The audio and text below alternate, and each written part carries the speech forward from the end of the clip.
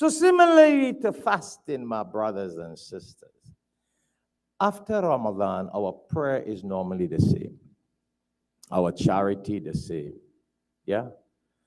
The taqwa that we are supposed to attain in Ramadan, لَعَلَّكُمْ تَتَّقُونَ. Allah says you fast so that you attain taqwa. That is a quality called God consciousness. A lot of people interpret this quality to say God fearing, but that's only an English translation.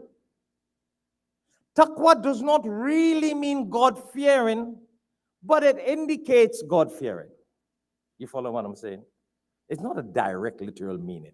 God fearing means you're in your job, you got a boss, so you're afraid to break the laws of the company. You're afraid to break the laws of the business because the boss will fire you. So taqwa is a higher level where a person is scared of breaking the laws of God, breaking the laws of Allah. So Allah does not disassociate from us. So God does not disconnect from us.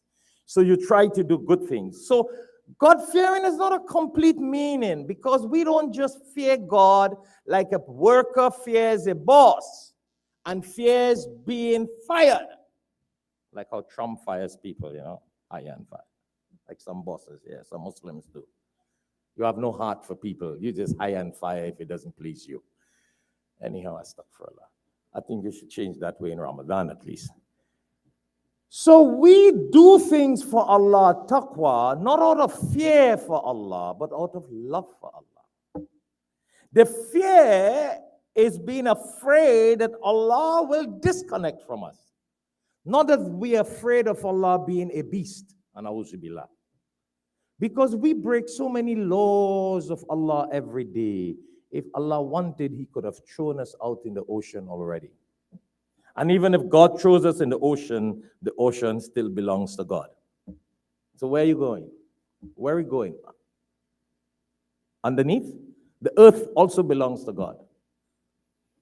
So, if God gets angry with us, woe be unto us, my brothers and sisters. You see? So taqwa, لَعَلَّكُمْ تَتَّقُونَ, is a whole different quality of God consciousness. And how do I connect that to the baby and Hajj now? That after Ramadan, or even during Ramadan, our God consciousness quality should be such that we will not do anything that displeases Allah.